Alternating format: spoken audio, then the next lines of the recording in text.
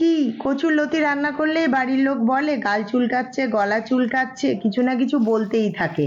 এই পদ্ধতিতে একবার রান্না করে দেখুন, আর কিন্তু বাড়ির লোক কোনো কথা বলবে না চুলকাচ্ছে, বলবে আরো দাও আরো দাও। কি করবেন, প্রথমে কচুর লতিগুলোকে ওপরের যে আঁশ মতো থাকে সেটা একটু ঘষে ঘষে ছাড়িয়ে নেবেন।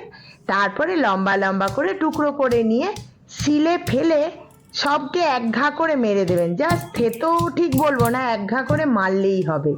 এক ঘা করে মেরে অসুস্থ করে দিয়ে সব কটাকে একটা বাটিতে তুলে রেস্টে রেখে দেন।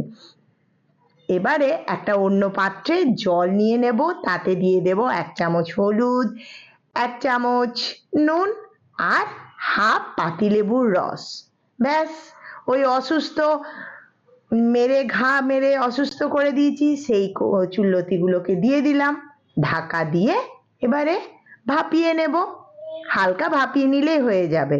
ব্যাস, ভাপানো যেমনি হয়ে যাবে তেমনি কি করব, এটাকে ছেঁকে নেব। সুন্দর হয়ে গেছে, এবার এটাকে ছেঁকে রেখে দেব।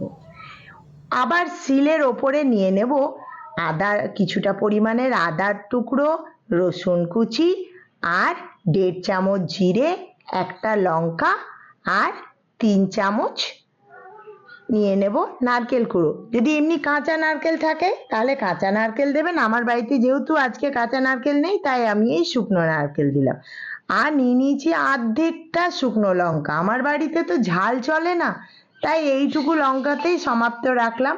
আপনাদের একটু বেশি লঙ্কা দিতে বলবো, টেস্ট কিন্তু আরো ভালো হবে। ব্যাস, বেটে নিয়েছি, এবারে এটাকে তুলে রেখে দেব।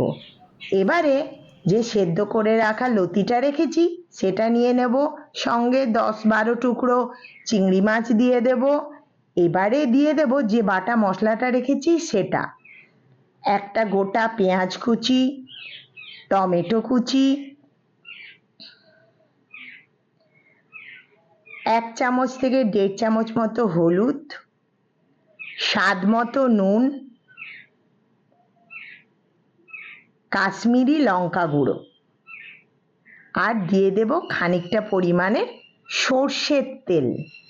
ব্যাস, সবগুলোকে নেড়ে চেড়ে খুব ভালো করে মিক্স করে নেব, ওপর নিচ করে করে মিক্স করে নেব। ব্যাস, এবারে হাতাতে যে মশলাটা লেগে আছে সেটাকে ধুয়ে জল দিয়ে দেন, একটু জল দিতে হবে তো, হাতাটাকে ধুয়ে ফেলুন। ব্যাস, ঢাকা দিয়ে কুক করুন। মাঝে মধ্যে কিন্তু একটু নেড়ে চেড়ে দেখবেন যে থাকগা হচ্ছে, এরকম নয়, আর ফ্লেম কিন্তু মিডিয়াম রাখতে হবে। ব্যাস, প্রায় হয়ে এসছে। এই দেখুন, গন্ধ কিন্তু দারুণ বেরিয়েছে, কারণ চিংড়ি মাছ পড়েছে যে, আরো গন্ধ দারুণ বেরিয়েছে। বেশ এইরকম শুকনো শুকনো হয়ে গেছে একদম, আর সেদ্ধও হয়ে গেছে, এই দেখুন। ব্যাস, ইন্ডাকশন বন্ধ করে দিলাম, এরপর সার্ভ করে নিচ্ছি। সার্ভ করতে গিয়ে মনে হচ্ছে কখন খাবো কখন খাবো। সবাই কালকে বানিয়ে আমাকে একবার কমেন্ট করে জানিয়ে দেন কেমন হয়েছে, আর বাড়ির কে কেমন বললো সেটাও জানাতে ভুলবেন না।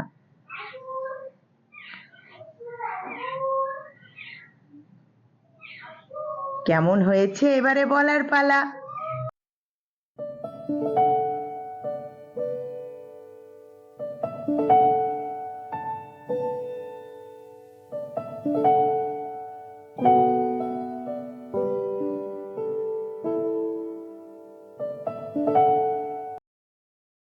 Yummy yummy yummy, tata.